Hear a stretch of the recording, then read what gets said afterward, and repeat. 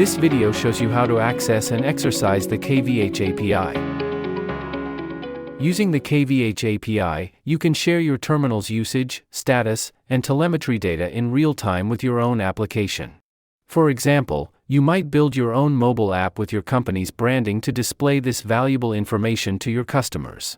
Perhaps you'll plot terminal positions on a map, dynamically fill in usage bars, and graph system performance metrics in visually compelling ways. Or you might integrate this data feed into your company's online portal. To get started, complete the following steps that protect your data from unauthorized access.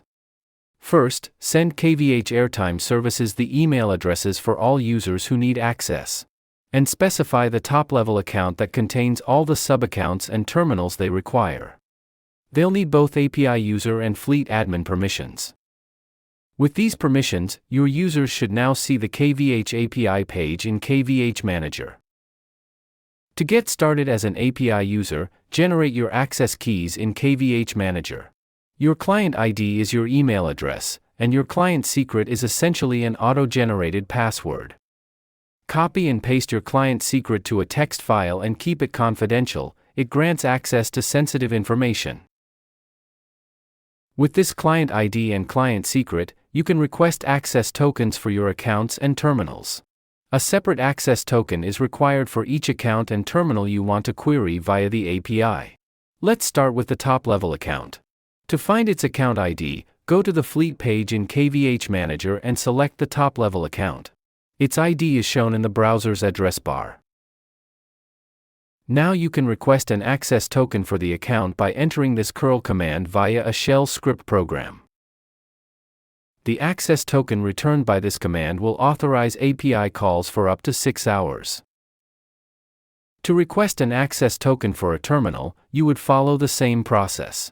Just enter the terminal ID instead of the account ID in the curl command. Now you can start using the API.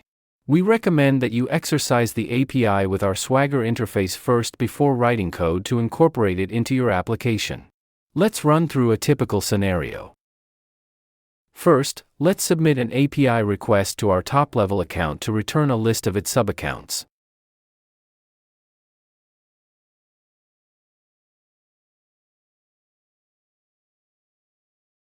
Now we can use the account ID of a sub-account to request an access token for that account.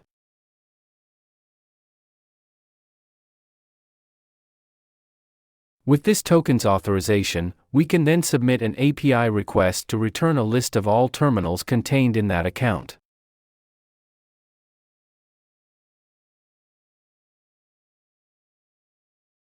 Next, we can use the terminal ID of a terminal in the list to request an access token for that terminal.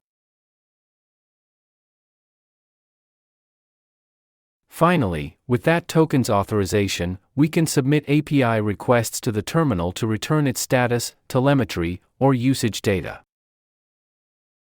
You can repeat this process for all remaining accounts and terminals.